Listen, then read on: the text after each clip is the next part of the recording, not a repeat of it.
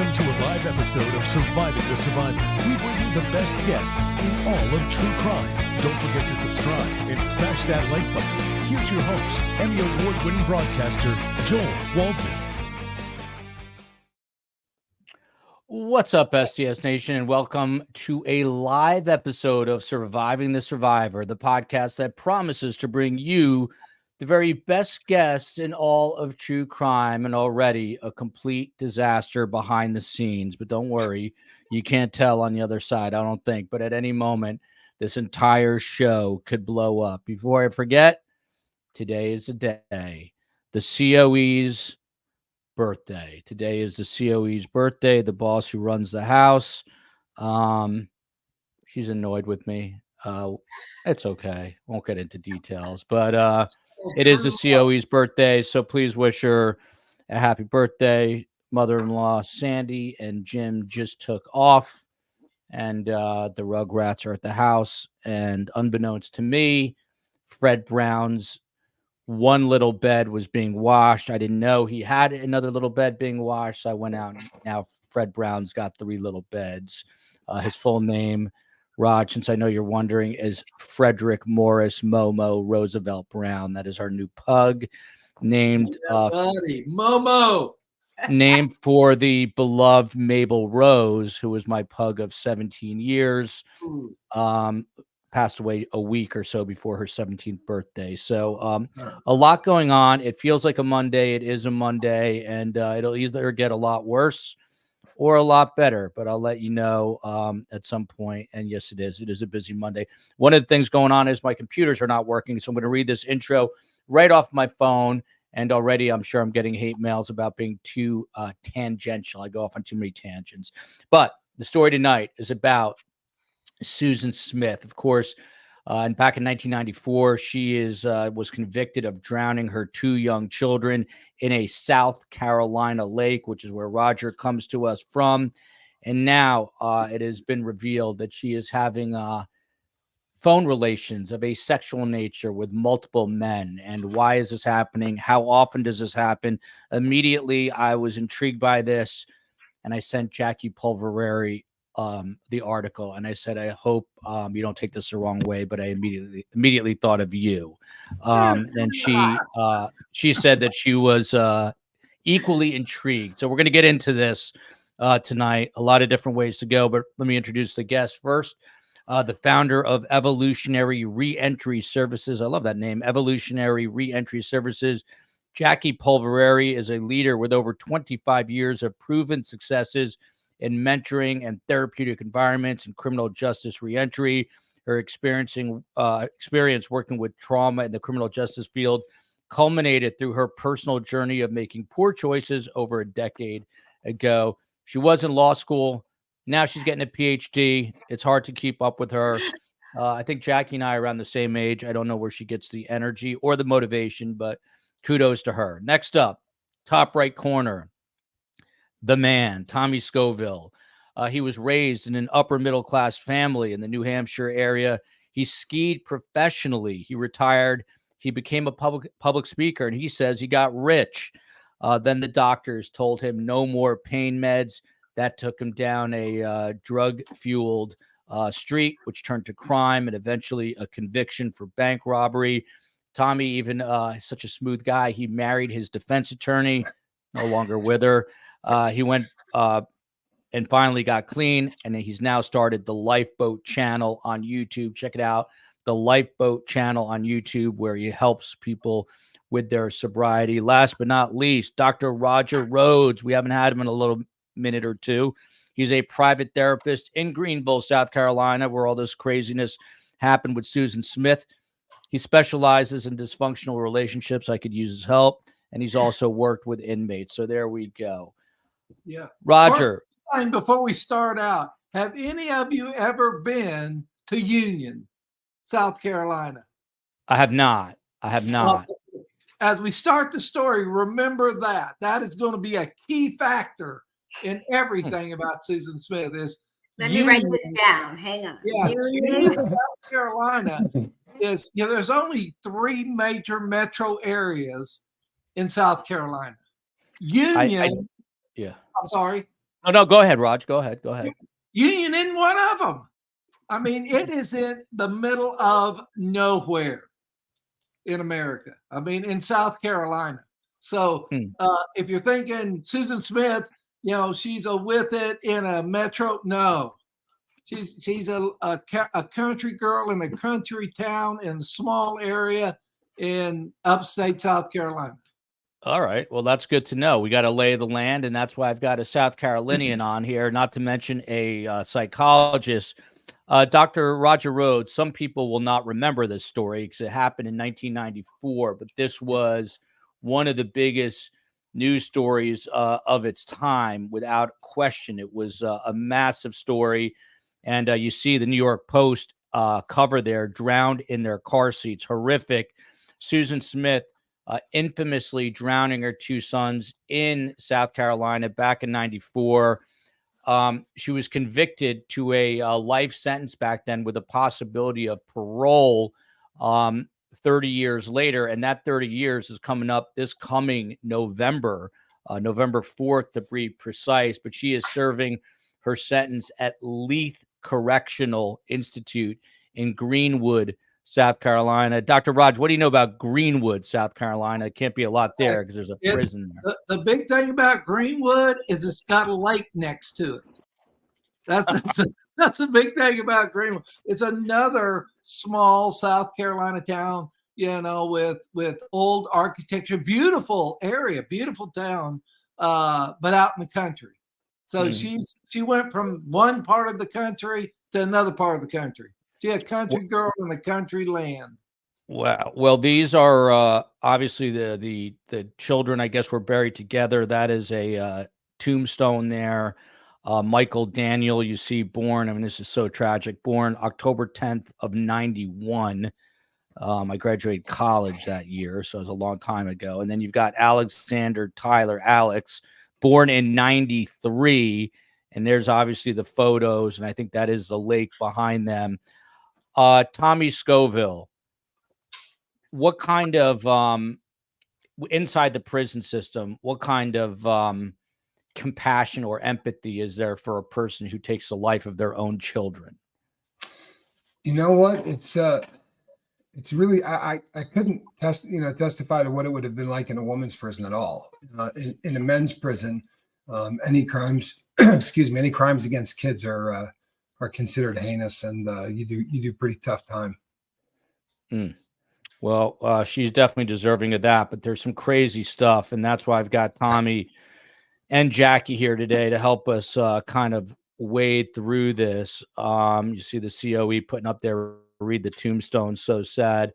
It says, well, hey, my brother, but he spells it, he's my brother, and I love him. Wow, that is so sad.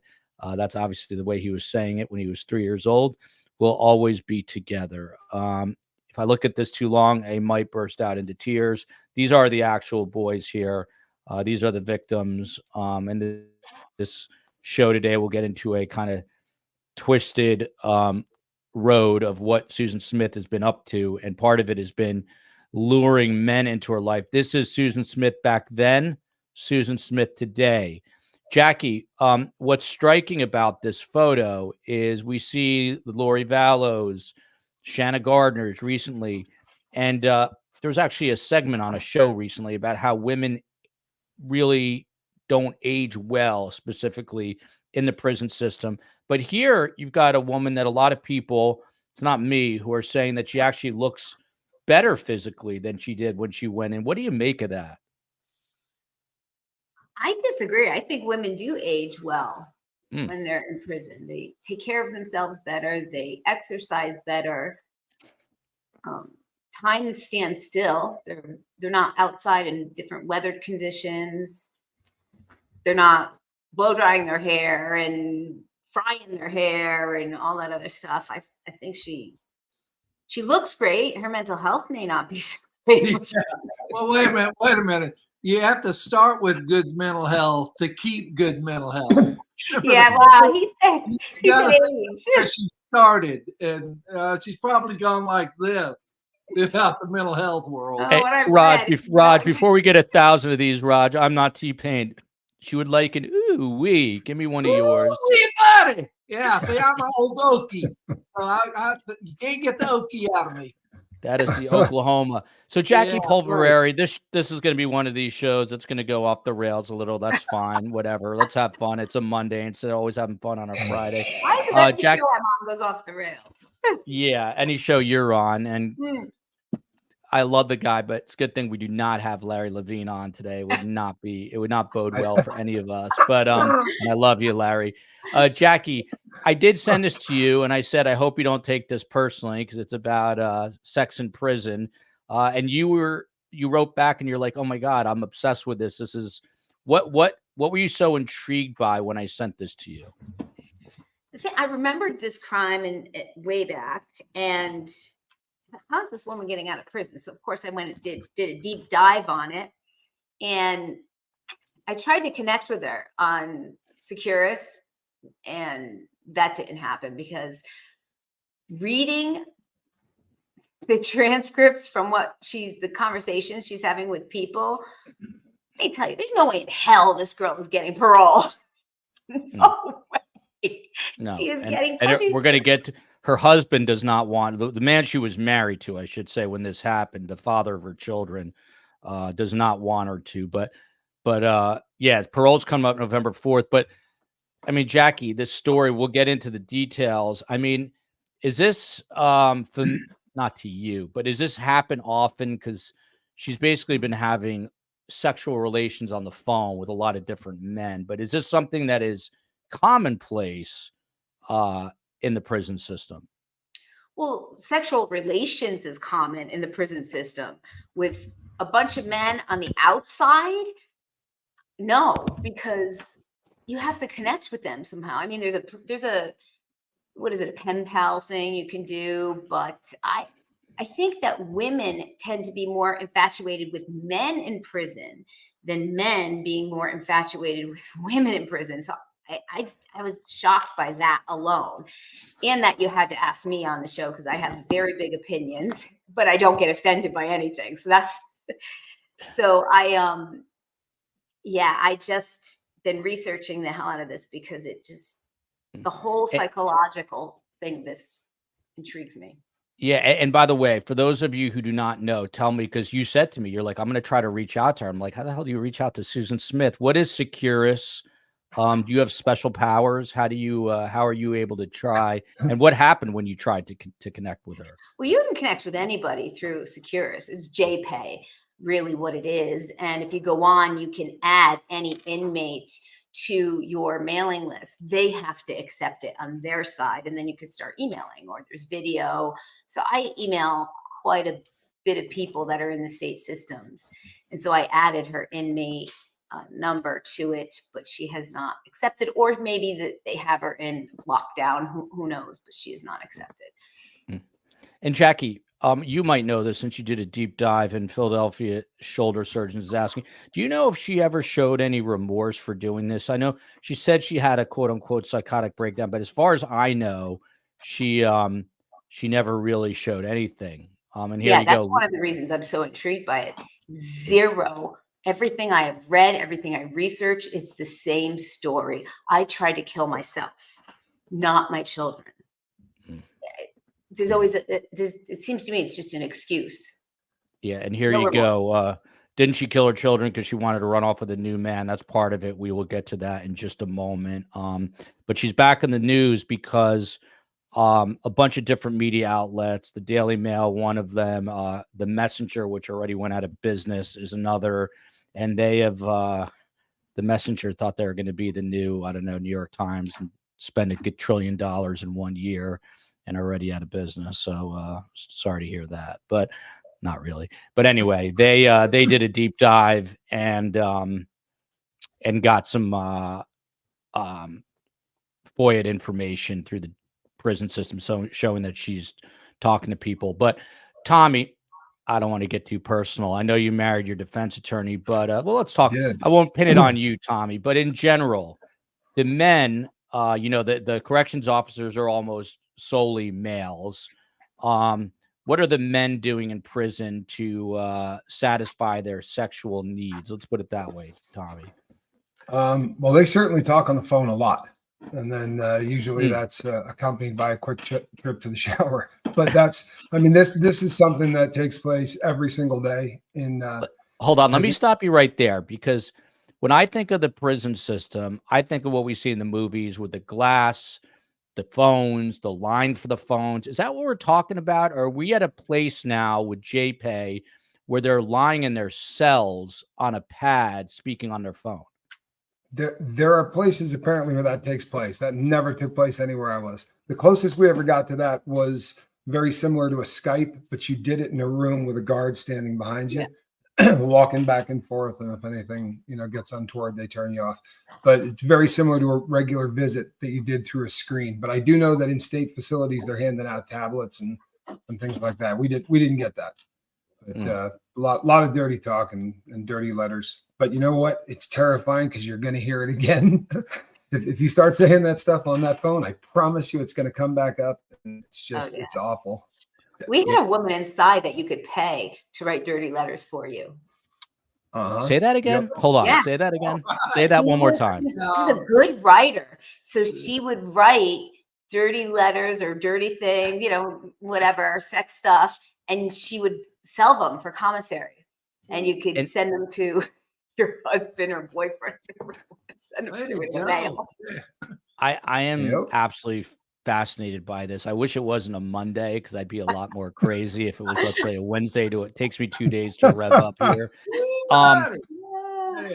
Tommy Scoville, Jackie said this before. She said, most, almost across the board, these serial killers, these other high profile inmates, there's always women that hop on them in terms of wanting to pen pal and all that, but it happens less with the women. I mean, I don't think you were that high profile. Maybe I'm wrong, but did anyone ever try to reach out to you, just knowing that you were a quote unquote bad boy in prison and thought that it was sexy? When I other than your defense attorney, Tommy. I was gonna say that. I got a few letters from her. When I first got to the very first yard I was at, there was a stack of letters from people that write, and I actually sold them. As bad as that sounds, but that's what you get, a stack of them about 13 deep, and you sell them off to guys. And the story What's that go for? This is amazing. You're not going to find this on any other channel. I'm blown away already. A book of stamps. What is that? How much is that worth? About $6. By the way, the only thing I'm good at in life is writing. So maybe I would do okay, and I'd have to turn into like a Harlequin romance guy. There are a lot of people in there that do that. Guys are doing it too. Really? A little more pornish. A little less Harlequin, a little more Penthouse. There are guys in there that are cranking those out.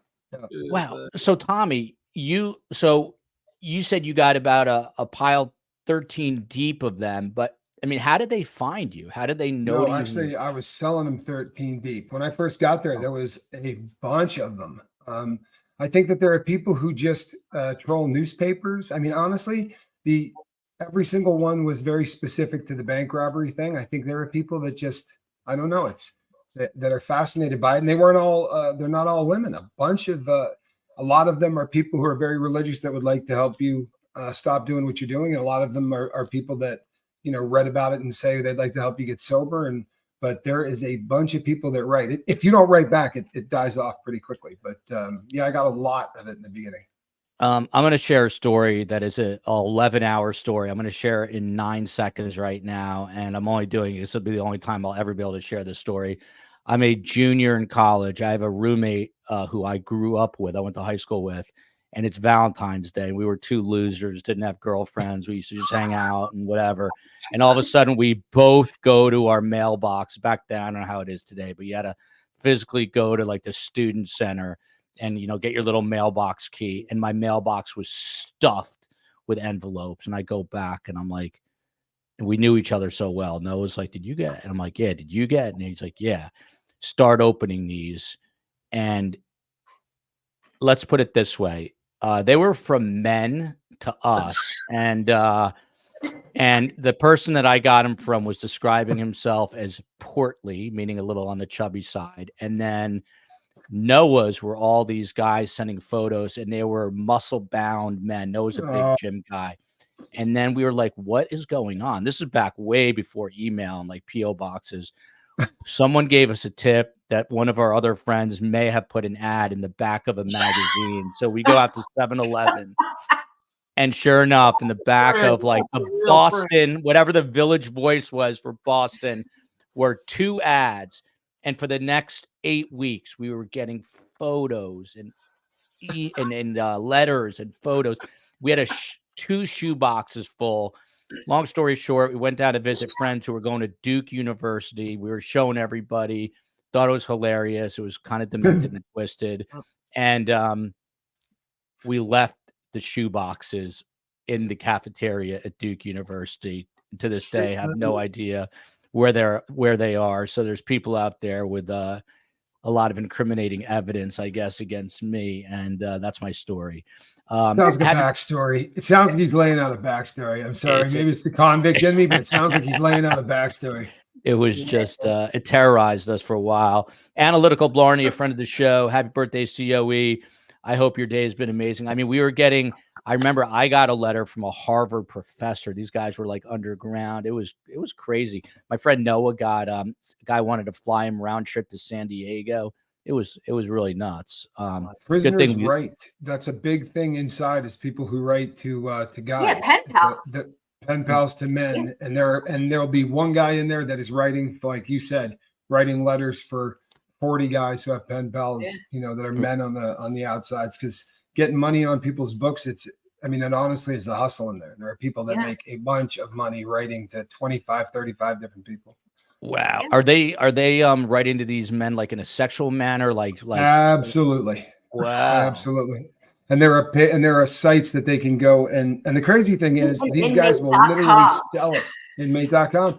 And they'll sell the account when it comes time to leave. They'll say they got into trouble and they have to change their ID. That was it, by the way. Someone up here said this. Hold on. Where did this go? This is it from Richard. This was the magazine, the Boston Phoenix. I will never forget it. That's what it was called. The Boston. Does that still exist? It can't still exist. It was in the back of the Boston Phoenix. If somebody can find that ad, that might be fun. We found those ads, and it was, so my friend Noah was big like workout guy, so his thing was college stud. It was like a play on student and stud, and mine was that I was looking for a portly professor type. So oh my lord, that's a great prank though. It really is. We should probably stop this. We try to just end the show right now, because this is going to go completely downhill. We are off the rails. We are already off the rails. Boho, imagine the mail I'm going to get today. CO has yes, I did get these, and the COE is in a process. Believe it or not, this woman here, Raj, she has sent us original songs about the Adelsons, where she is playing an instrument, Dr. Raj. And so we are going to, with your permission, Boho Hobo, we're going to put them up on, my mind is blown today, on YouTube eventually. Monday. We're going to get there, I promise. Yeah. Well, wait a minute. Taylor Swift had to start somehow. So, hey, this may be the new Taylor Swift movement. Yeah, look at this. This is crazy. I'm wondering if this should absolutely be forbidden. These lunatics getting involved with people on the outside. Yikes. Yeah, it happens. So Raj, let me just go through. I read a little bit about Susan Smith's past, and it is disturbing and upsetting. Her own father, killed himself when she was just 6. She attempted suicide at age 13. Her mother, whose name was Beverly Russell, was later revealed to also have molested her own daughter. So her dad commits suicide. The mother is molesting her. She attempted suicide. She attempted it again. Raj, how do you how do you square that with what she ended up doing, which was killing her own children? How damaged did that childhood, in your opinion, make her? Well, I think it made her extremely damaged, because, again, you got to realize Union, very small town. Everybody knew everybody. And so that everybody was interconnected, and still is in union. And so here she was in a bad place. She was living a bad life. And what she moved to psychologically was a survival mode, and being in a place where, hey, you got to do what you got to do. Bull's in the ditch. How am I going to get it out? And that's where she went. And so she was damaged very early, but I think because she's in a small town, it allowed her to survive within that and look in that setting somewhat normal. I mean, she didn't stand out. She wasn't like, oh, Susan Smith, man. No, she was just another person in the ranks at that place. Raj, how do you get a bull out of this? What do you say? A bull in the what? What did you say? A bull out the ditch. Bull gets in the ditch. How the hell do you get a? How do you get a bull out of? How do you do that? How do you get a bull out of the ditch? You grab whatever you can and you pull. That's how you get a bull out of the ditch. Now, what people love to do is they love to sit on the sideline and tell you how to get it out of the ditch. But the bottom line, it doesn't matter until you get in with the bull. I'd be better at writing tawdry letters from prison than that. Wesley John Holmes, he is an Aussie living in Tokyo. You're a tawdry guy. Come on, let's just say it right up front. You grew up and you became a tawdry guy, and so you're a tawdry guy with a show. There we go. I blame that Phoenix ad who ran back in college. Running and a bull chasing after him. Yeah. Running away and the bull behind him. Yeah, buddy. Hey, I had to cover a couple of those. Got to do to get the bull out the ditch. Trust me, I covered a couple of those moronic stories when I was in New York City. A couple of times, bulls got out from somewhere, and I had to go cover that because in New York City that never happens. Ahmet Aslan, stop the show now. This guy's right. Meg P, you're a friend of the show. It might be the last one we ever do, and so is Mo. Love the show. Best on YouTube. Thank you. Until today. Okay. Monday. So Monday. let's start to sort of break this down a little bit. Jackie POLVERARI, this is your world. This is why I sent this to you. So yeah, Susan Smith, the reason she's making headlines is she's now having phone sex with a man half her age. She's 52. This guy is 27.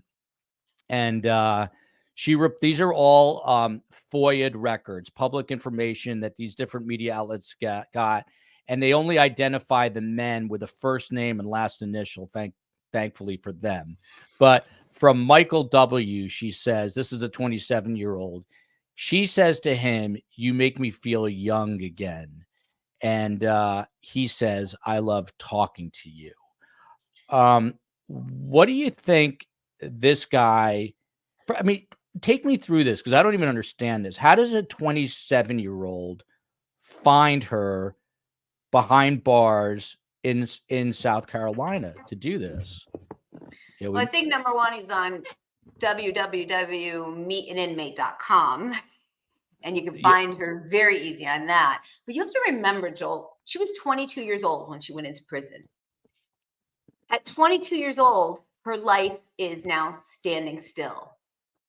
Even though she's 50-something years old, she has a mind of a 22-year-old. Wait. No. Drop it back. So you're assuming she had the mind of a 22-year-old. True. She could have the mind of a 5-year-old. Now you're getting closer to what's going on right there. Yeah, but her mind isn't evolving. I mean, there's no rehabilitation in prisons. There's this world that she's living in that has nothing like the world we live in. So she's living in this world and time stands still. So you know what? That isn't even a big deal for me because quite frankly, if any of the guys in prison were speaking and having sex calls with 22-year-old women outside of prison, it wouldn't be a headline. It's a headline because she's a woman and because she's looking at parole in November. That's really, to me, the outlandish part is that they're even consider putting her up for parole. Well, it sounds like she has no shot at it. And I feel like this is almost like a PR. By the way, we're doing a show on Shanna Gardner on Wednesday. She's very Adelson-esque in that she put a hit out on her husband, but we're finding out through actual court documents that the family is incredibly wealthy, and they're putting out stuff through a PR firm. There's a narrative being spun. So wouldn't surprise me if there was something of that nature to try to spin this in Susan Smith's favor, although whoever would be doing this is doing a horrible job at it. Bonnie Lee Lopez is in Tommy's old neck of the woods up in Vermont, where Tommy used to ski. When I was a nurse in corrections, if you were caught having sex with others or yourself, it was an infraction and you got a ticket. Tommy Scoville, by the way, what's that? Or yourself. Yeah. Oh, yourself. By the way, look at this. I'm here because I'm part of Tom. I'll take all of Tommy's lifeboat crew. Bring them on. Right. Good people. Thank you. M71. Tommy, if someone is caught having sex in prison, either with another inmate or a guard or themselves, what would happen in your prisons? They're 99 out of 100 times the person that they're having sex with yells an R word really loud. And there's a long drawn out case afterwards where the staff member disappears. More often than not, the case goes away, but it's a long drawn out process. I've seen it happen a bunch of times. It happens in there often. Priya. Tommy, how often, I don't even know how to ask these questions. How often would you see an inmate taking care of their own business behind bars? That's something that's common, or do you have to do that very you don't privately? want to be seen. Yeah, you do not want to be seen doing that. That's something that the fellas take umbrage with. It's a really good chance that you'd be leaving. So, but it is something that is it's certainly known. People spend a lot of time in the shower, and it's something that a guy will say. It's discussed. It's not a big secret. The guys, you're either going to clean up or you're going to the shower for take care of business. It is not discussed. Now, Tommy, hit this a lick, is, I believe, is the term that sometimes they use. by the way, I thought that was correct. It was a stepfather molesting her, but the mother knew, so I apologize. But it was a stepmother. I think I misread what I had written there, but I'm working off of two different things that I don't normally work off of, so that is my excuse for this. Yeah, I was going to say that's my excuse. Well, wow. Bottom line, Blame. Yeah. She's a damaged individual. That's really all that stuff. Whoever did whatever, she was damaged. She was a damaged little girl in a small little town in South Carolina, trying to live like an adult. Very sad. But that's the problem, right? There's no mental health services for her. And the things that she's also talking with a 60-year-old man about he's got $210,000 waiting for her when she comes home. So her mental health is not better at all. She's been in prison 30 years. And wow, shame on Department of Corrections because... Look what the COE just put up. She's interested, obviously. According to ABC News, WriteAPrisoner.com's officials conservatively estimate that Susan Smith, I guess, has received 1 million emails and postal. Is this it? She removed ads on numerous sites. And this is Susan Smith COE. This is insane. 1 million. Roger, who the hell are these people? Who are the 1 million people in this country writing to Susan Smith? Yeah, you are one. Hopefully for a reason. But Raj, what is going on? Right. And when you really think about it, how many people are interested in sick? And there's your 1 million people. They're in America. They're interested they're sick. They're interested in sick. And what a great way to go. Let me talk to a prisoner and get all sicked up with them. Oh, Raj, could it be the isolation though? They're saying in 2023, right? So that was last year. Isolation from people who are in isolation from COVID. They need some sort of socialization. Right. So why not go on inmate.com and start looking up who's by the way, Jenny Price is right. Some does have to be hate mail. Mental sociability. Okay. What's her social world? And that's what you got. She's in this isolated place in an isolated world, and she's a damaged individual, and she's never not going to be damaged. That's what you got to think too. It's not like they're undamaging her in prison. Far from it. Yeah, Tommy, go ahead. I saw that thing. I think you could pretty much count on the fact that if there's 1 million of those, there's probably 200,000 that would like to save her soul. There's probably about 250,000 that would like to study her. I mean, I promise you that 1 million is not just guys that go, "Ooh, she killed her kids. I'd love to meet her." I mean, there are also a lot of people that get into signature stuff that like really hunt down signatures of every weirdo on the planet, and that is a thing. Yeah, that's something that people are. When I was in the federal like system, like an autograph. Yeah, like autograph and ID hunters. Guys would, you get a Drew Peterson ID to the streets, like $200, and guys would mail their IDs out as a hustle, so there are people that are really into some pretty sick stuff, but I bet it's the smallest percentage of that. The COE says, yes, we have autograph hunters in news. COE did. I didn't have any. No one ever gave a crap about me. Can I get your autograph? Checks out. Yeah. COE, you can give everyone your autograph. More concerned that the COE is now on inmate.com. Yeah, she knows it. Probably talking to Scott Peterson right now. Her and Scott Peterson are saying hello. How can she be allowed to have this content, Jackie Polverari, when it's that sickness that made her kill her kid? So she did leave her children for another man. We're going to break that down with Raj and the guests in a minute. But why is she allowed to get this material if arguably this material, being a philanderer is what got her in trouble in the first place? Well, it wasn't having sex that got her into trouble. She killed her children. I mean, Tommy could probably answer it better than I could, having that much mail. How are they going to even go through all of that? Like, how do they open up 1 million envelopes? And they can't stop it. Why would they care? That First Amendment stuff is pretty rugged too. You know what I mean? Like, there are guys in there, that are in there for gun charges who are getting 4 gun magazines sent in. Yeah. You know what I mean? Like, they can never possess a weapon again as long as they live, but they got 4 subscriptions to gun magazines coming in, right? Because that First Amendment stuff, I mean, guys are ready to file. They got nothing to do but file, right? And they are hoping you're going to say, you can't have that letter. We're taking this from you. They're praying for it, right? It's all Tommy, since we're on this, let me just take us overboard now, since you're the host of Lifeboat. What is the weirdest fetish that you saw in prison? Oh, man. Okay, so no, for real. This is Monday. This is Monday. I'm not going to make it through this week. No, you're not. You're not. In fact, I think it's safe to say that I didn't actually come across any. You know what I mean? I promise you, the safest answer to that is I don't remember any.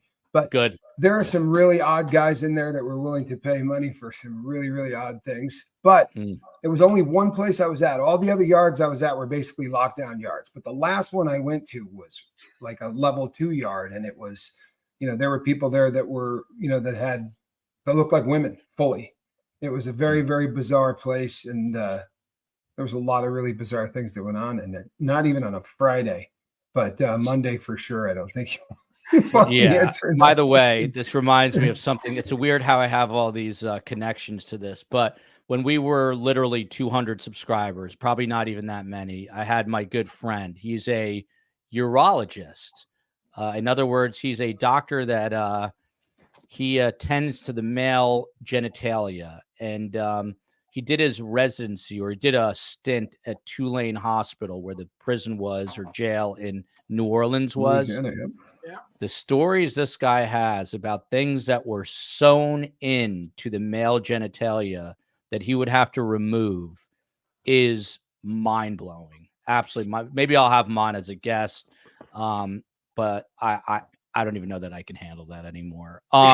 Okay. So let's Raj, to you. So it turns out that at this particular period of time now, where she's speaking to this guy who's half her age, 27. Right. She's also speaking to at least 6 other men. So 7 men in total. The Daily Mail is one of the publications who got all this information. The young man who is part of this, the 27-year-old, she's been talking to since 2023, the middle of 2023, and we're just starting 2024. So, 6+ months. And they have a little bit of the conversation here. According to the prison records, the young man says to her, "I want it a lot. Think you can keep up with me?" He asks her, and Susan Smith says, "Oh, yes. The question is whether you can keep up with me." Susan Smith says, "I can be a lot." Raj, I don't know if you're squinting because of the lights, the subject matter, but whatever it is, by the way, shout out to my man Dwayne Harris in Detroit, very generous. Raj, what?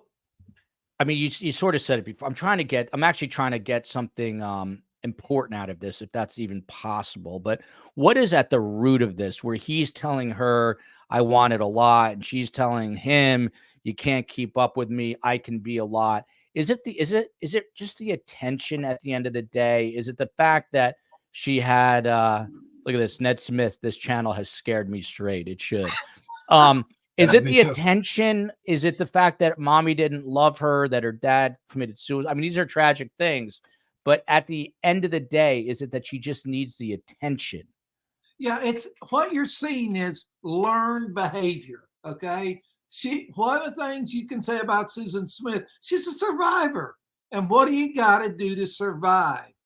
And she's not a PhD, she's a basic individual. And okay, somebody young is writing her. That's entertainment. Keeping it up keeps her entertained. It makes it life in prison easier. And so she does that to survive and to make living the life she's got for literally the rest of her life. That's how she's coping. Joe Moore, COE, are you here? Geez, this is a wild one from Wesley John Holmes, an Aussie in Tokyo. I'm going to have to unsee this show. So am I. Yeah, I'm going to need a recovery period after this. By the way, Steve Cohen, Meave Moen, is the one who pitched this. So I blame it all on me. Yeah, if you have a friend who's an ER doctor or a urologist, the stories definitely come out after a couple of drinks, and they are beyond. This is Ned Smith's reaction here. So Jackie Polverari, this is why I think that there's obviously some sort of media angle to this, because she told one of these many suitors that she would make a quote unquote good stepmom. This was as her first parole hearing. I think she already had a parole hearing, if I'm not mistaken, but she was saying she would make a good stepmom, and that she could quote unquote see herself around kids. And this person responded to her saying, "You'd be great, babe. You'd be great." Again, total insanity. This woman drowned her 2 kids. And don't get me wrong, I'll ask Raj about this in a minute. I suppose you can rehabilitate. But would I want her around my children? Absolutely not. But what is this whole play that she's telling him that I could be a good stepmom? In your opinion, what do you think is really happening here? They're trying to create a narrative to get her out the door. And that's a news story. So that's why that's going on. Nobody in their right mind is going to let a woman who purposely drowned her 2 kids for whatever reason she comes up with out to be in the general public. No matter what. Oh, I think she's wonderful. I think she's Mary Poppins. I think she's who cares? She's not well. She was not well enough to take the lives of other people. That's why we have prisons. So, Roger, are you saying that people can't change? No, I'm saying that people, for the most part, I can't say nobody ever changes, okay? But the percentage is real small the more heinous people are, okay? You've got to be really out the box to be killing children. I mean, that's not a common, I stole a car or something. You really got to be out of the box to do that. And to say somebody that far out can go be locked up into a small place for years and all of a sudden find enlightenment, man, this is not Kathmandu. This is South Carolina. This is not finding the oneness that didn't know. That's just hooey. That didn't happen. Well, I have to challenge you a little because I disagree. That's not in her case, but I think that if somebody does commit a heinous murder and they go into a rehabilitative situation with mental health services, are you first trying to say that prison is a rehabilitation? No, I'm not saying that at all. Good, okay. But what I am saying is I think that people do in prison, they do rehabilitate. The prison doesn't do it. I know many people. One man that's been there for 33 years, he committed a murder. He's gotten 2 degrees. He's rehabilitated himself. To speak to him, I don't think everybody that goes to prison is for a heinous crime. There's no possibility of rehabilitation. She was 22. Okay, here's the first thing you've got to grab. It's not possible to heal the unhealable. So first you're going to have to go with whoever you're talking about has the capacity to heal. They also have the capacity to have empathy and insight. Woo, buddy. Now you're telling me people that end up in prison contain those attributes. Boy, you're moving way, way down percentage-wise. I mean, can you find somebody? Yeah, but would that be the norm? I don't believe so. Yeah, like Dr. Raj, what do you think 20 years from now, if he's still alive, you go to talk to Alec Murdaugh, you think he's going to show remorse and be a new person? I mean, what's your take, Raj? Not only no, but hell no. Oh, That's wow. what I think. No, Okay. I think that Alec Murdaugh is a person of the law, and he is going to rub that till he goes to the grave. That is Alec Murdaugh. You know, he's going to get you bad batch in there and overdose. That guy likes getting high. Yeah. I mean, I think there, yeah. No, I just think that there's some really evil people, but I do agree with Jackie that some people can change. You know, there's different levels of crazy, right, Dr. Raj? I mean, there's someone that can. Yeah, but wait a minute, quick. You got to watch out that you're giving people the idea that what you're talking about is a large number. It is not a large number. Okay. It is a very, very, see, even the people that want to get better have trouble getting better. And you're talking about someone who has chosen a heinous crime and then comes to insight. Woo, buddy, you're going way down. And if you're saying that, I would say, am I saying that never happens? No, that would be ridiculous. But I would say out of 100,000, maybe one. Okay, now we're in the right range of possibility. Oh, wow. Elizabeth Whitney says, my brother was a corrections officer in Washington State Prison, the shoe, and boy, oh boy, the stories he told. Catalina, this is why I love this channel. When I'm having a tough day and I come home and have a break and listen, I feel so much better. Awesome to see Tommy on here. It's because you can see how twisted and demented the rest of the world is. Here's a quote the COE has about Susan Smith. Something went very wrong that night, the night she murdered her kids. I was not myself. I was a good mother and I love my boys. The thing that hurts me the most is that people think I hurt my children in order to be with a man. That is so far from the truth. Dr. Raj, she was having an affair with a guy named Tom Finley at the time. And that's what a lot of people say precipitated this. What do you read into this quote here? Good copy is what I would say. I mean, I think that I'm sure that was cleared through her attorneys before we ever saw it, before it was ever written down. Do I believe Susan Smith sitting there being who she was at the time said that? Not like that. Not like that. That is an editorialized version of what the attorneys were trying to do to get her off. That didn't work. Yeah. So Tommy Scoville, She was 22 years old. She's married in this very small town in South Carolina, Union, South Carolina. She starts to have this affair with a guy named Tom Findlay, Findlay. He was the son of her boss at her company, and it was some kind of home decor company. Anyway, she kissed and fondled another man during a naked hot tub party, and that guy dumps her.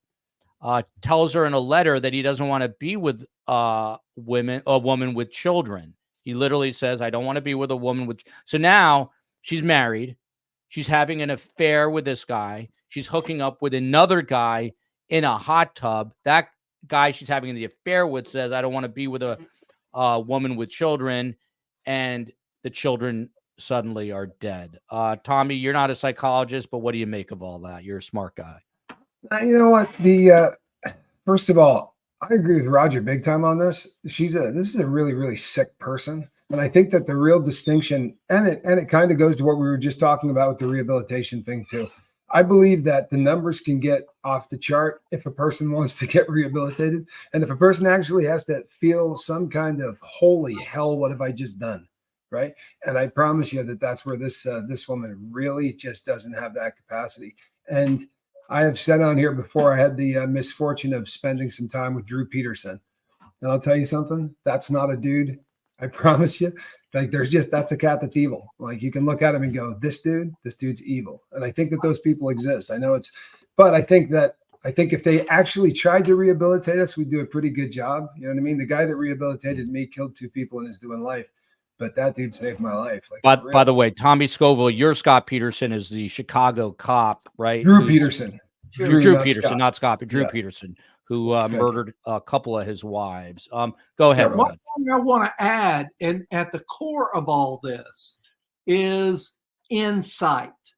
For people to get better, okay, they must be able to employ insight.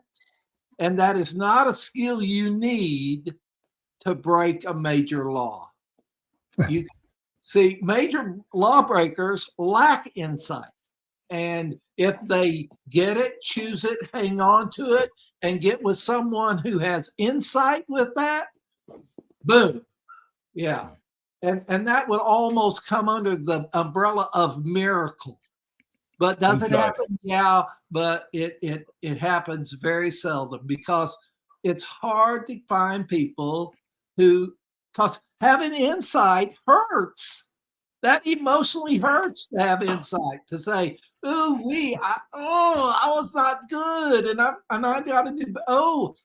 The number one thing in people's minds of that is ow. And when you say, are you willing to go through a lot of ow to get better? There's where the water hits the wheel. By the way, shout out to my friend Phantom 6000, otherwise known as Sam, new friend of mine, a good guy. He's been helping me with some shows that we've been doing. So thank you to him. And misbelieving here, this is interesting. Andrea Yates, she drowned, I believe, her 5 children. And here it says she's more rehabilitated by the mere fact that she says she wants to stay in custody. That's insight. Jackie, what about that? She's another, I think she's from Texas, maybe even Houston. I mean, and Notorious killed her entire family except for her husband. What about that she says she wants to stay in? Does that, to you, is that more of a sign of rationale? Well, she's institutionalized. So you're in prison for 30 years.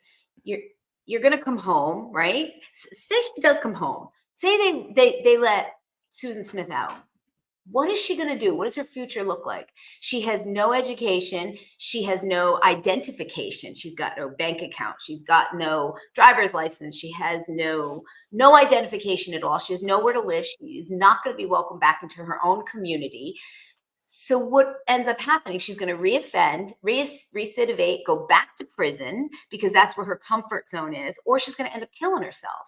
Either way, so yeah, I mean, the old, Shawshank Redemption, Burns, was that his name? He wanted to be in, they're afraid to come home. Yeah, he couldn't live on the outside. Yeah, if you're in a cozy environment where you're being fed, you're being, I mean, You have Jackie, even friends. Larry Levine says that. He said, I know this sounds crazy, Yeah. but when I spent 11 years, I never had to worry about a mortgage payment. That's the only thing Yeah. about prison I like. He said I didn't have to worry about anything for 11 Yeah. years. Everything was done for me. Ned Smith saying it's a great It's a scary world. panel, despite the it really is. I'm just curious, Jackie, to get your take on that line where she tells this guy that she would be a good stepmom, and the guy's like, "Yeah, you'd be great, babe." I mean, what do you make of that coming from her mouth, Jackie? She's an actress, right? I agree there. I haven't agreed with a lot of what Raj says, but I know it's hard, isn't it, man? I do agree with insight, and very few people with mental health illnesses are aware of their own illnesses.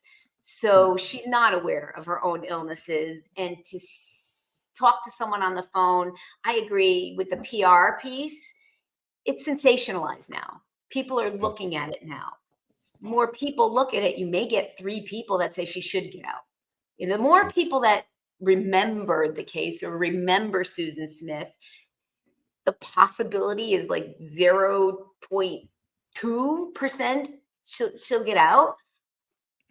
I think she's just living in this fantasy world, and it's proof that she has not. And by the way, someone chimed in from South. Is I've talked to people who went to school with Susan Smith. Okay, and they say you wouldn't have picked her out in the crowd. That's hearsay in the court of law, Raj. What? It's hearsay in the court of law. Oh, hearsay. You're right. That's hearsay of people who went to school with her and said they were all sons. Yeah. They said of all the people they thought would do something like, wouldn't have been her. You know, Wow. and the one thing they said is didn't stand out in a small rural area of South Carolina. She didn't stand out. Right. Well, they've said that too about every mass shooter, right? Right. Yeah. You get that a lot. You get that a lot. Well, maybe she's doing this all to stand out. I don't know. I am not T-Pain. One of our mods reminded me tomorrow the COE is hosting Lawyer Lee. You might remember she used to be Harvard Lawyer Lee, but they told her to stop using the name Harvard. So she had to switch. And she did a whole thing on them. I guess they're a little insecure. Someone yelled at me because I was making fun of Harvard the other day. I got hate mail about it. Harvard can suck it. How about that? How about that? Oh, I love that. As a Yale as a girl, I Yale. love that. Well, that shouldn't bring any hate mail there. I think you're pretty safe. Yeah. I'm tired of all the I like people who come from the streets. People have street smarts. I don't have any street smarts, so I'm jealous of that. I want street smarts. Raj, education is overrated. I told my daughters, I said, my daughter's very gifted at designing things. I said, become a designer.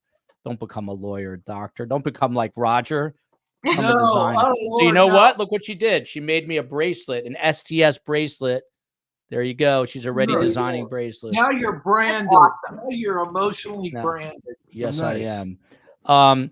Susan Smith, look at this. Dr. Bricado, one of our best guests, he gets Christmas cards from her, according to Chelsea Whitaker. Dr. Rogers, let me stop right there. Dr. Bricado studies serial killers for a living. He's a PhD.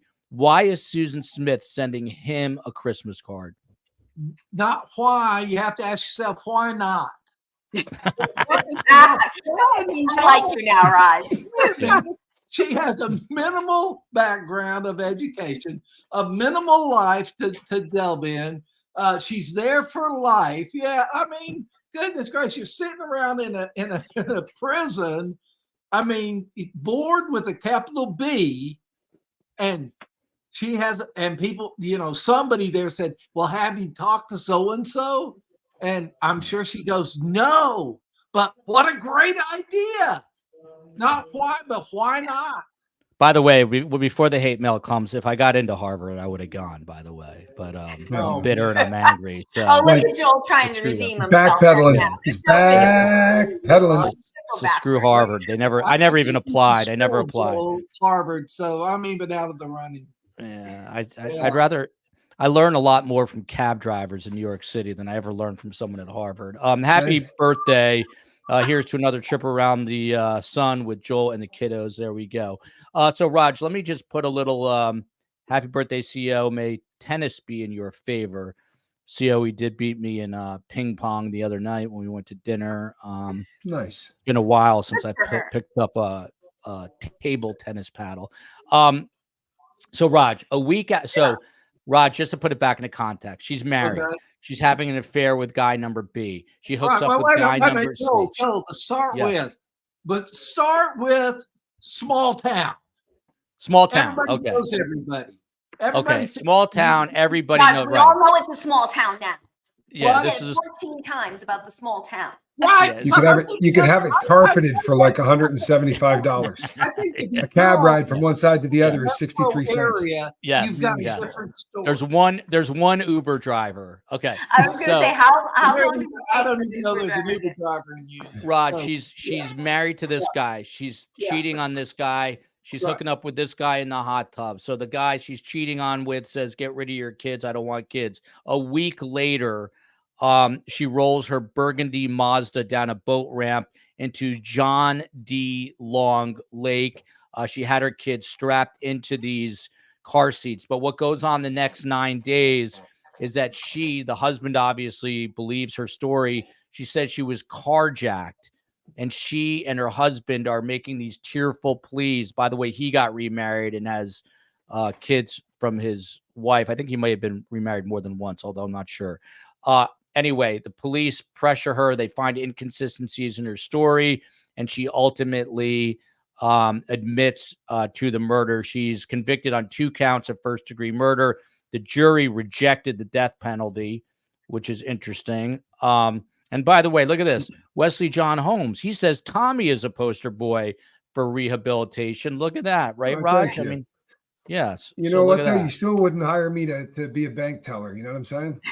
There we You go. know, but I mean, for a woman that says she's going to come out and be somebody's stepmother, you know what I mean? Like, Yeah, I appreciate exactly. that, but I probably shouldn't be hired at a bank on general principle. And Well, she Raj, is probably it shouldn't weird? be Raj, hiring I me. mean, not Raj, Tommy, is it weird when you walk into a Tommy bank, would Tommy? Is make it? a good CEO at Nations Bank? Ooh, wee, man. You'd be like, really? Tommy, does it give you some kind of PTSD when you walk into a bank? Is it weird for you? Not anymore. It was anymore. when I first got out. Yeah, the first couple of times it was really, really weird, but Wow. not anymore. Look at this. I didn't bring it up. I just want everyone to know I didn't bring it up, but Paul Schoenbaum pre-ordered my book, Surviving the Survivor. Looking forward. Pretty amazing where I'm getting emails from Henshi Held in Israel. Said he just ordered the book. I had no idea you could order it there. We only get numbers, and I get them very rarely from the United States, but lest you think we are not global, we are. So interesting to hear this. So Raj, for 9 days, they go on this PR tour, basically saying some guy carjacked us and either kidnapped the kids or killed the kids. What is that part of this whole horrific story, Raj? What is that part of it? Looking for something to sell besides the truth. Okay. They were throwing mud. She was throwing mud against the wall, hoping it would stick. She was emotionally treading water before the facts came out. And that was just what she thought would play well in that area and would keep her looking like a loving, compassionate mother. By the way, Bonnie Lee Lopez, Andrea Yates was truly mentally ill. Back to her, and her husband should have been charged as well. Unless I'm remembering wrong, I believe it was 5 children. Andrea Yates was extremely ill. Look at this. Look at this from Ned Smith. I was a court reporter for Andrea Yates when her license was revoked. It was awful. What does that mean? I don't know if I understand what that means. And sometimes Ned Smith is very quick on her feet. So I don't know if she's duping me into some sort of sarcasm here. But COE, let me know if she was. Ned, were you really the court reporter? What's going on here? I'm too slow tonight to figure this one out. Sherry Davis here. For any woman to carry a child for 9 months and do whatever they've done, mental health help, please. There's no doubt about that. Jackie Polverari. So these phone sex revelations came to light in 2023. We find out that most of these suitors that she's speaking to on the phone are between the ages of 40 and 60. And what's interesting is that they don't know each other. They have no idea that this is going on. One man identified as Alan W. said, "I'm yours and you belong to me and me only." But that's so far from the truth. You're not a psychologist either, but why is she hopping from man to man, do you think? Well, I think that eventually people figure people out. You don't really know what the conversations are going on. She could be saying, often people in prison become the victim. They're the victim of the system. They're the victim of the crime. They're the victim. So now she's talking to people as a victim. In her mind, so I think after a period of time, people realize, wow, this woman's just a nut. She's not a victim. How could you not think the fact that she's a nut? And as a mother, you have kids and you have unconditional love for your kids. I can't imagine ever I'll hurt anybody who hurts my children, but I would never. How can you ever hurt your own children? I mean, if somebody hurt my kids, then I go blind. Then I can understand that. I can't understand any woman at all hurting her own children. Right. And Is mentally well. Put an addendum there. No mentally well mother would do that to their child. Yeah. okay, then what mentally strong, what man who has good mental health, who's the husband of that mother, says, I believe her, and goes on camera? And how could he believe someone who is so mentally unstable? If she was that mentally unstable, how did her husband not see any of it? He just wanted go along to get along. You know, he was just trying to quote unquote. He was a child too, so he was just, you know, if you say that, I agree with you. You know, if there's an excuse for the man, but not for the woman. Honey, I'll just go along with you because he was young. She was 22. I'm not, you know what I mean? It's the thing is, I don't understand how he didn't see either one of them. Come on now. let's you know, they were, you know, small town people. And they were busted instantly, because the reference that she made back in the day was to a traffic light. She said she pulled up and then somebody came to her and it was at a timed light. So they knew that there couldn't have been anybody parked next to her, and they just let her continue to bury herself and bury herself and bury herself. Yeah. And this, by the way, is back during that time when they were doing these news conferences. But Raj, if you look at these photos, number one, you see how young she was. But on the left, I mean, I don't want to stereotype, but she just looks almost like a super innocent, church-going, like perfect Southern looking woman, right, Raj? Like, how deceptive her. And I'm going to go back to doing this. The bull was in the ditch. Okay.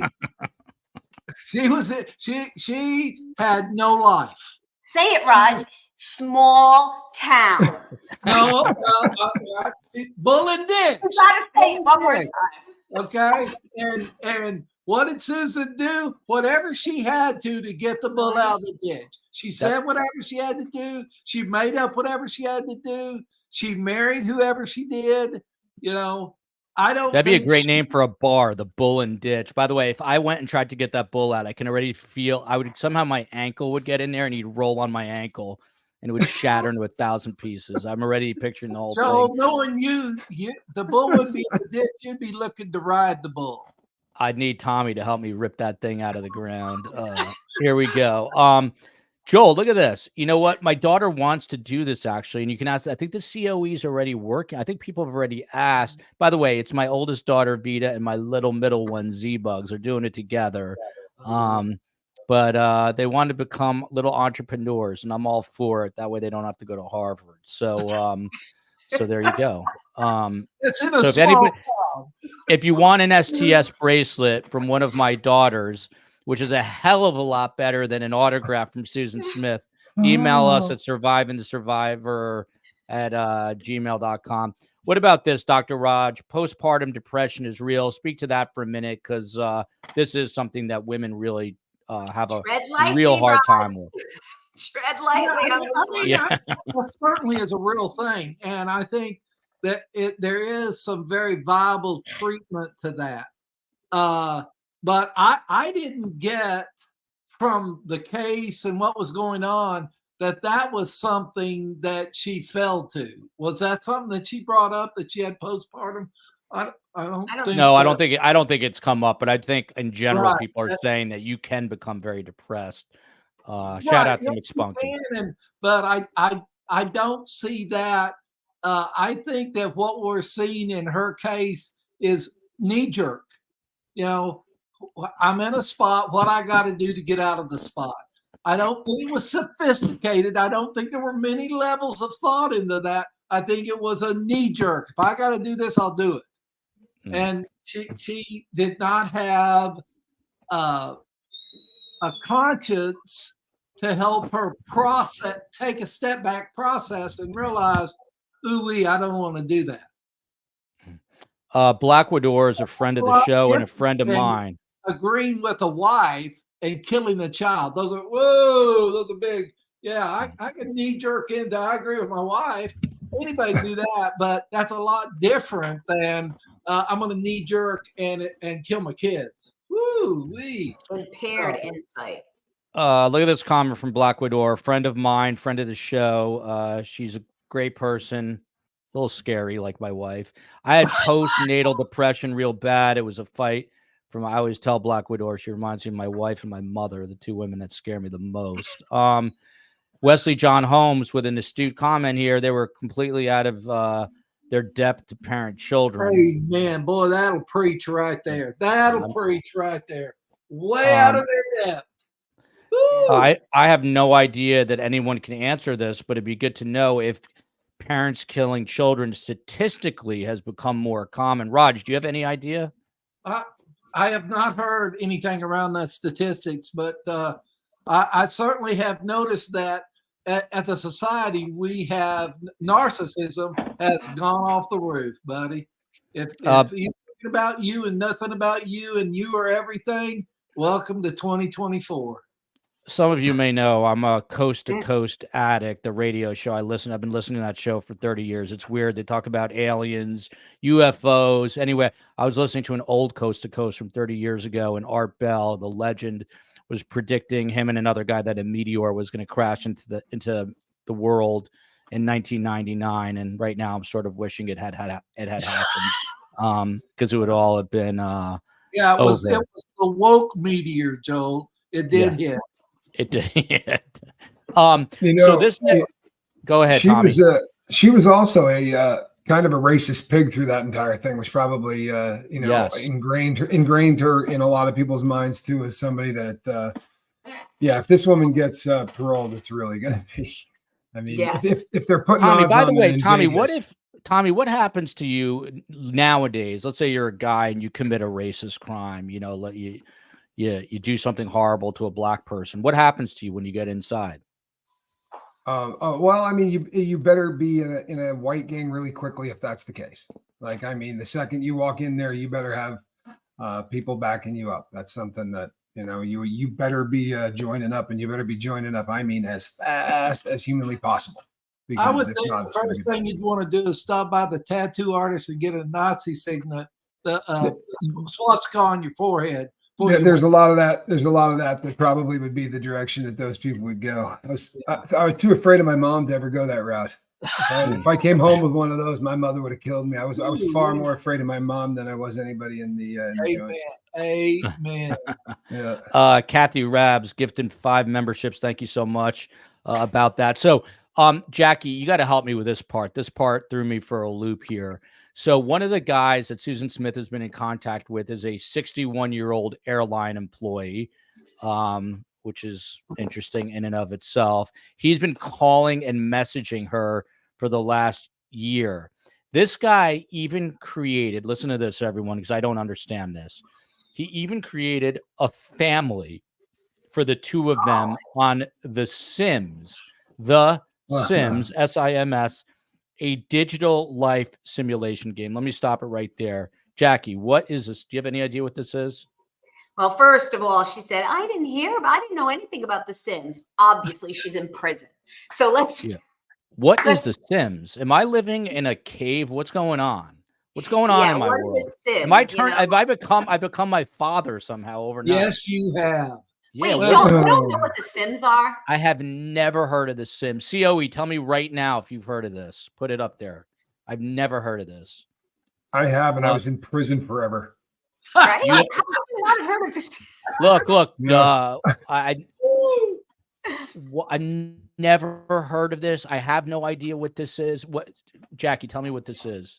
It's a virtual Look reality. at this. Black Widow is pissed. She's like, it's been out 20 years. She's so go mad ahead. at you. Yeah. You're in Never trouble heard of it. now. It's a virtual reality video game. Yeah. You can create Your families. own world. You can create your own world. A narcissist's dream. Whoever invented Look at Space Coast. Look at Space Coast. Tell me you're a boomer without. I didn't hear T-Pain, the rapper, either. I never heard of T-Pain. I don't know what's going on with me. I must listen to Coast to Coast too much. This video game series, they've sold over 200 million simulations. How could you not know? Never heard of it. Literally have never heard of it in my life till I just read this. Never. And I hated that movie, that Spielberg movie. What's that Spielberg movie? Oh, well, that narrows it right down. Hold on. Yeah. Ready? No. Ready Player Start. By the way, my sister-in-law worked on that movie, so I apologize, but it's just not my style. It's like a simulation movie. Sims, now I get it, Chelsea. I get it, but I'm more disturbed about how I became my dad. Yeah, I'm look at misdemeanor. Joel, have you heard of the internet? That's not that's a compliment. To be fair, Joel just learned what it can. I don't know what's going on. Raj, I need therapy, man. I need Ready Player One. That's it. I hated that movie. I need therapy. I'll tell you another movie I absolutely hated. Small town issue. I'll tell you another movie I hated. Come at me too. I hated Avatar. Could not sit through it. Oh, I didn't like that either. The Blue Man. Of course, Catherine, who's a couple of years older than me, coming to my defense. I'm with you, Joel. I've never heard of it. Catherine, you're not helping my cause. You're a couple of years older. Anyway, so Raj, let me ask you a question. Joel Is still it uses reality? Hotmail? I do have a Hotmail, by the way. All right. I do. I have a Hotmail. I'm like 1/10 of one step ahead of Carm. Well, I use AOL, so I'm just as bad as you. Yeah, AOL. Stop it. Raj, let me ask you a question. If Sure. reality is as bad as it is, why do we need virtual reality now? Why? Man, nothing sells better than escape. If whatever you're doing helps you escape, man, you're a millionaire. If you can come up with escape, whatever, escaping computers, escaping world, whatever. People, Jail, pen pals. By the way, never heard of Oregon Trail either. That's got to be a computer game. Never heard of it. I remember a computer game back That's in what like she's doing too. When you're in there and you like you were saying earlier, all you got's time on your hands. This is absolutely the worst possible mind, you know what you could come up with. And for that time that you're reading that letter or you're writing one, you're not in there, right? You leave that place. If she's got 7 going, she's breaking up that day pretty good. You know? There we go. It's a good, unhealthy coping skill. Is where you go. I was depressed before this show. Now I'm like, I'm literally gonna have to call Raj after this. Look, now everyone's making fun of me. You've got mail, Joel. So, but Raj, I got to figure, Raj. So this, okay. Yeah. So assume I know what Sims is. This simulation game. This guy, simulation world. This guy Philip, this flight attendant creates this simulated world for them, and within it also creates a son for Susan with the same name as the son that she killed, Michael. And he asks her, what would you have named your daughter? He wants to give a daughter a name. forget Susan Smith for a second. What is going on with this dude that he wants to like Wait a minute. rename? Here, Yeah. Joe, let's get real clear. Not well. That's the category you're talking about. You got a not well guy, not like you have to have a PhD and great mental health to be in the industry, the air industry. Okay. And so he's talking to a prisoner. Wow. Boy, there's a I want to know what airline he works for. What? I want to know what flight he's flying, what airline he works for. I hope he's not a flight attendant. To sign his name. Bingo. Let's hire him. I hope he's just like weighing my bags and that's it, and hopefully weighing them correctly. And you don't know he's not. That's just for the record. I'm a huge fan of flight attendants. I just want to go on the record. That's all. I mean, I am too. Well, I see them a lot, and I'm terrified that one of them is going to elbow me on the way down the aisle tomorrow. Well, listen, flight attendants actually have a pretty important job. None of us listen to those instructions, but we need to. I do. You do? Well, I'm proud of you, because look what happened in Tokyo a few months back. There was a collision, a fire, and the flight attendants got them all out.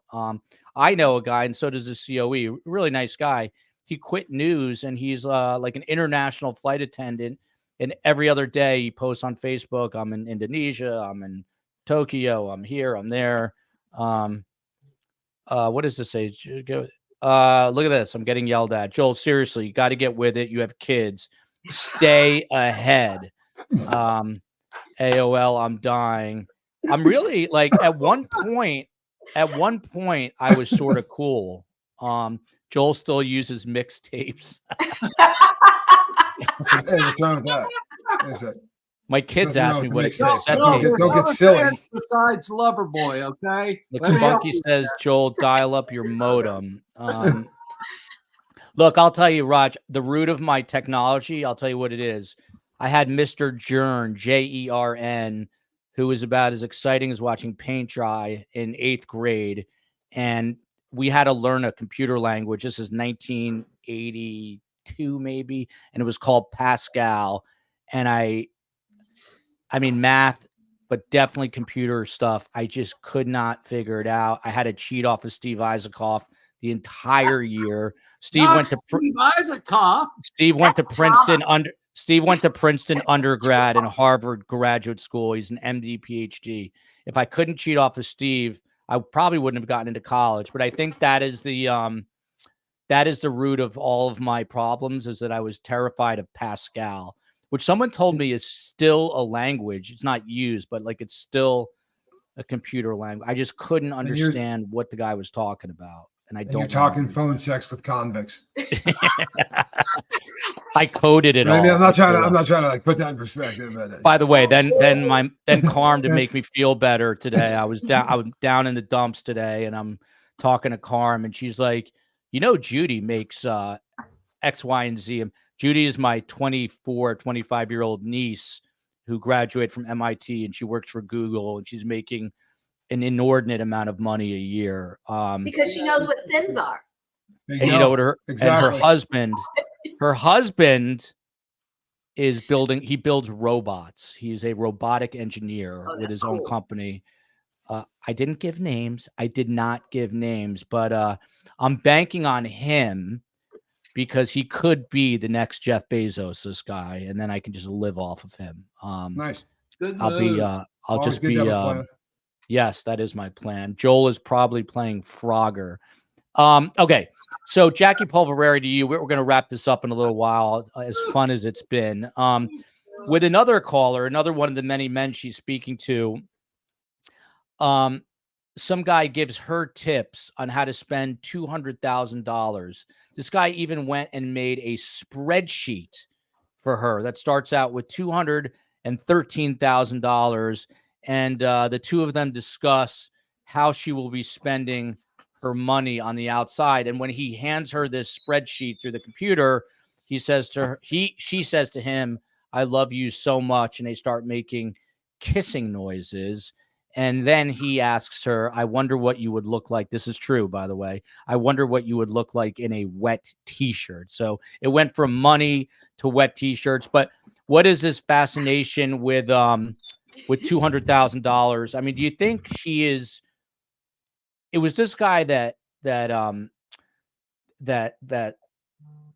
said it all. What I can't think of the word. My mind's, I have COVID brain, but the guy is the guy who perpetuated this, but she's the one that kind of finished it up. What do you think's going on with her fascination with this amount of money that when she's out, you know, she can spend it? Is this like a prison fantasy? When I'm out and I have $200,000, I'll be able to do X, Y, and Z? Well, I think number one is she was 22 in 1984. $200,000 is a lot of money. Today, $200,000 is not a lot of money. Yeah. So she has no concept of that. That shows right there that she's coming home and she's got all this money that it's going to be a ton of, you know, a lot. I think that it all goes back into just fantasy. It's just complete fantasy. You know, this guy doesn't have any money for her. He's a nut too. They're all a bunch of nuts. Amen. Amen. They're all nuts.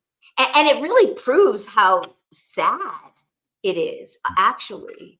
Like, I don't want this to go off the rails here. Not that I feel sorry for her. I'm empathetic to her mental health illness because 30 years and she's obviously worse off than she was at 22, which is let me say, on a serious note, given her a parole hearing, that's horrifying right there. On a serious note, in writing this book about my mother, I didn't really write about this, but I realized that there really is, and maybe Raj can speak to this sort of generational trauma. Like, my mother does not deal with things the way a quote unquote normal person would because she went through the Holocaust. And because of that, I think that I developed a lot of wackiness in my life about the way I handle things. Raj, do you believe in this and generational trauma? So, without a doubt. And people have that didn't come from concentration camps. There's a lot of trauma that's happened that was, you know, under the radar, and it's just now coming out that, you know, there's lots of things that cause trauma in people's lives and they need to deal with. And even if it's past trauma and it's a liability, that's important for you to use mental health work to help that. And it can help people. Look at Space Coast. How can we get in touch with you to do that? I'm sorry? How can we get in touch with you to do that? Because we all need mental health on this show right now. No question. We'll give out Dr. G's, Dr. Raj's, I don't say Dr. G because Dr. G explains, but we'll get you in touch with Raj, Jackie, if you need that help. Space Coast rubbing it in here. Joel, I partitioned. I don't even know what this means. A certain amount of laying on of hands to heal. Okay, Jackie? That's where we'll start. Okay. Joel, I partitioned Linux, if I'm even saying that right, on my PC for fun as an 8-year-old. Computers are easy. Space Coast, let's just put it this way. If Space Coast applied himself, he would be a Harvard. The guy's incredibly bright, reads, does all the things you're supposed to do. But what I love about Space Coast is he just doesn't care that much, and he's pretty open and honest about it. Yes, I am left-handed. Are dumb people left-handed? I am left-handed. Look at Ned Smith trying to meet COVID brain. Look at Ned Smith. Joel, you are blessed with so many gifts. Thank you. I don't know what they are, but thank you. Joel still uses an abacus. And in Joel's mind is going, what's an abacus? The Sims thing. Right? Yeah. I'm like, what is that again? I'm a good speller. I could spell abacus without even knowing what it is. Okay. So, Jackie, we couldn't finish the show without talking about STDs. In 2000, you did not actually freeze. He froze. Did I just freeze? We can talk about it now, guys. Oh, now he's back. Am I back? Yeah, you're back. Am I back? Where'd you go? Okay. I told you this was going to end this way. I don't know. I'm borrowing someone's Wi-Fi here. Are you hearing me okay? Yeah. Yeah, we're hearing about the STDs. Yeah, so the STDs, she was 20 years old. She had sex with a prison guard who was 50 years old at the time. She was 28. She got the prison guard got caught. He got 3 months in jail. And then she turns out the following year she had sex with another prison guard named Alfred Rowe. Is this par for the course, Jackie, or is this par for her course? The thing about it is that there's no consent in prison. So even if she did consent to sex, there is no consent in prison. So it's rape. This guy got 3 months for raping a woman. And the guy that she had the sex with after that, I think got something similar, or probation. He got fired. I mean, look at these prisons. Dublin prison in Florida. These wardens are getting fired, but they're not going to prison. It's shocking to me. Yeah, 3 months is unbelievable. Yeah, it is kind of crazy. I love that. No consent. No consent. Yeah. No By the way, my consent. dad used a Palm Pilot religiously. May he rest in peace, my father. Maybe I am my dad. Tommy Scoville. On Palm Pilot right now. SDS on my top shelf from Richard. There you go, Richard S. Tommy, what happens if a prison guard gets caught having sex with an inmate these days in a prison? Okay, now I can speak to the federal system because I actually had, when I worked in Unicor, there was an inmate there who used to be a guard at a woman's prison, and he got caught having relations with this girl, and he got 9 years in the feds. Ooh. So, and then he screwed up afterwards because he was a rocket scientist and decided he wanted to have the person who convicted him whacked. So now he's in there forever. But 9 years was what he got for the original crime. Did the guy certainly didn't get rehabilitated, did he? No, he did not. Hold on. Was that Tommy? Was that the guard? Was that the guard who got that sentence? Yeah, the guard. So the guard was was working, oddly enough, at a Unicor facility in the women's federal system, and had an affair with a woman. Got caught, got 9 years, sent to the feds, where he then went to work as an employee, making a whole lot less money, working on the same kind of facility, but tried to have someone on the street knock off the prosecutor, and that got him 30 years. So he's going to end up finishing up in there. But 9 years was what the original charge was, and it has become a joke because it was apparently there was only one act, and people used to like to mention to him just how expensive that one was. You know what I mean? By the way, someone told me there's this thing called an electric car now. Have you guys heard? No, I'm sure that I know. That I do know. I've heard of an electric car. Have you heard of Elon Musk? Yeah, Elon Musk. The ex-husband, Dave Smith. Excuse me, it's my COVID coming back. Ex-husband Dave Smith. He is Susan Smith's ex-husband. Like I said, he went on and had kids with. It has another family. He says he plans to oppose any efforts to release Susan Smith. She belongs behind bars. And the quote goes, this is from a family member. David still thinks of his boys every day and doesn't ever want Susan to get out. She belongs in jail. She's exactly where she needs to be, in prison, and we will do what it takes to keep her there. Dr. Raj, is this a smart man who wants his ex to remain behind bars? Oh boy, smart. I wouldn't use that. Is he a real man with real feelings around a real issue? Yes. And is he making a heartfelt decision? Yeah. And she has no business being out, and he has no business dealing with her. One of these guys claims, by the way, and someone put this in the chat before. We can get to Annie's question in a minute, but she claims she didn't drown the children over this guy issue, but she did it because she had a quote unquote psychotic breakdown, and that they say that guys have always flocked to Susan. Raj, in layman's terms, people throw around nervous breakdown, psychotic breakdown. What is a psychotic breakdown? I might be having one right now. Wait a minute. Number one, I want to say I'd ask her to spell that. That'd be first. I don't think she could spell that. I think that was her attorney talking. That's way above her pay grade, you know. And the bottom line is that, you know, a lot of times people throw out, I will help you with this, the word psychosis and psychotic. And for many professionals, it means we don't know, just crazy. Uncurable is really the layman term.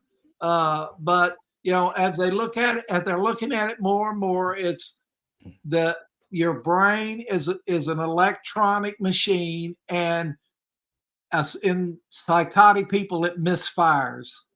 And so unreal things seem real. You hear voices, you see visions and things like that you believe are real. And the cure rate is very, very low for people who are psychotic. About 10 people have asked, what about the STDs? This show garners an audience that is fitting for this show. I thought we talked about STDs. Basically, the only thing about STDs is she got one in prison. I guess the title of this show is Prison Promiscuity. And she got one because she was being promiscuous. So listen, this has been quite the experience. I was not mentally prepared for this, for full disclosure. Been little, I don't know, not myself the last couple of days. So here I am. It is a Monday. It is a weird vibe in the air tonight. But a man who's always cool, please no, Catherine, long COVID, please no. A man who's always cool is Tommy Scoville, a gentleman and a scholar, for coming on. Bottom line with him, he's got a mom that he looks up to who keeps him straight, and a brother. Hey, what's the name of your brother's show again? Something Shots? Super Hot. Super Hot. Another thing I never heard of. What is Super Hots? It's a reality show that just came out on Hulu. It's actually doing really well on Hulu. Got a great score on Rotten Tomatoes too. But it follows my brother in search of the hottest pepper on the planet. That kind of thing. It's Oh, that's cool. That's something that my wife's family would love. Is your brother, is that his thing? He eats hot peppers? Yes, he's the far more famous of the Scoville brothers. I did not know this. He's sort of the Babe Ruth of eating hot things. Really? Yes. What is the hottest thing he's ever eaten?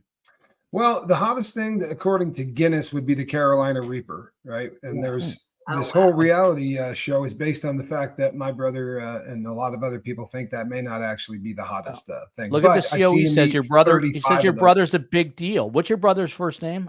My brother is a big deal. Johnny Scoville. Scoville. No, he is far more. I mean, I get recognized every single day. I love telling people this. Like, I don't leave the house without someone going, "Hey, did you cut off your goatee?" Like, they never know it's me, but they always recognize me because I look a lot like him.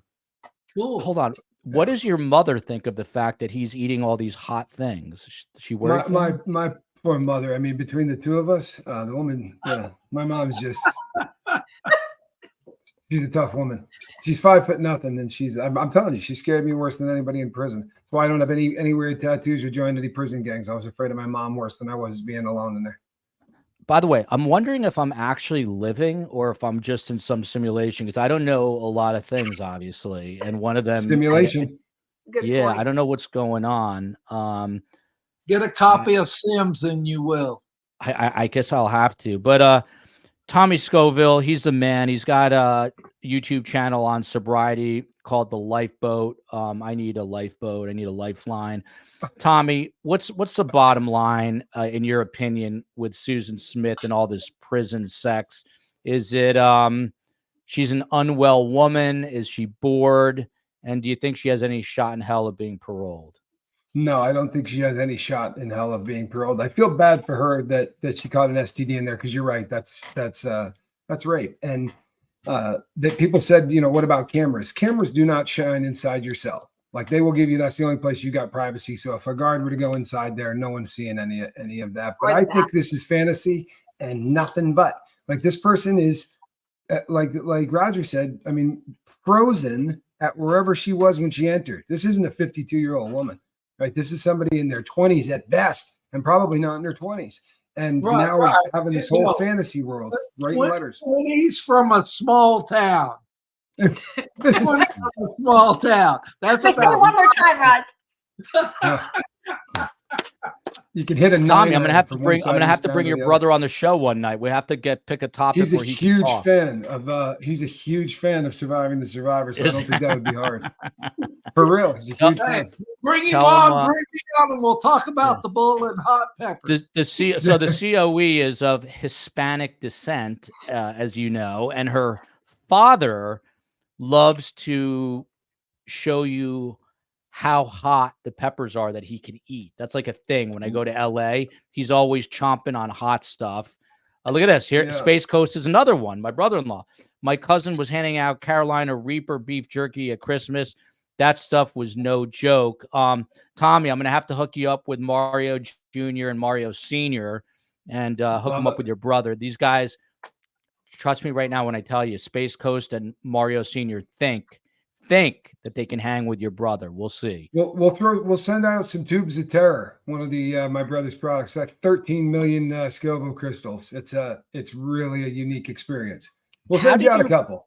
Oh, please do. How did your brother get good at eating really hot things? Like, is this a mind over matter type thing? Absolutely, it is. It is a mind over matter thing. It is. And he's had a very unique relationship with his ability to overcome. Like, he's just one of those guys. You know what I mean? Like a Wim Hof kind of dude. Like he can do this he does it with a lot of things. But peppers, yeah, he had a really bad back. He doesn't take any pain meds, and this became originally, I think, a way to really help with the pain because you get so much endorphins when you're eating something that's 2 million Scoville units. The pain really brings on endorphins. Yeah, it's Wow. Yeah, but Wow. it started like that. I think my internet's about to go out, but look at that. Johnny's YouTube channel is Chase the Heat. Check it out. Subscribe. How do you follow? He must have a gazillion subscribers. How many subscribers? I don't know. Got more than me. He's got a silver play button, so he's doing better than I am. There you go. All right. Well, shout out to Johnny Scoville. I'm looking forward to meeting this dude. And downtown Freddie Brown is doing excellent, doing very well. He's a wild man. Let us not forget Ethelbug Johnson, Fred and Ethel now, and very calm household. Last but not least, the woman, I saw an article about sex talk in prisons. I immediately turned to Jackie POLVERARI, and here she is. She is the founder of Evolution. What's that? Yeah. She's the founder of Evolutionary Reentry Services. Only thing you got to know about Jackie, she's a good person. She did some time. She got out. She was going to Harvard or Yale Law. And now she's getting a PhD in criminology. All I can say, Jackie, is if we had I just cut out. Am I back? Yeah, you're back. Am I back? Imagine if Larry Levine was on. That's all I can say. Jackie, your final thoughts here. Does she get paroled? What goes on here? No, I don't think she's going to get paroled. I think that the whole situation, no kidding with what Raj said, she's very, very ill. And it's sad that it's so sensationalized. So her illness is being sensationalized. It's great to have fun and the whole thing, but it is very sad. I really don't think she's going to get paroled at all. Before I lose internet, which I'm about to do, it looks like we're actually waiting Ruby Frankie's sentencing and her partner Jill Debrand, and we are going to have a live show of that with Sky Lazaro, who is Corey Richins, the fentanyl poisoners attorney, and Greg Skordas, who both know this case really well, both attorneys out of Utah, and we will be covering that tomorrow at 7 p.m. Eastern time. Love this panel. Don't know how much I love this conversation, but it was fun. It was enlightening, and I don't think my computer anymore. It all heard me. So before I lose you, love you, America. Love you, South Carolina. Love you, Connecticut. Love you, Arizona, everywhere in between. Till next time.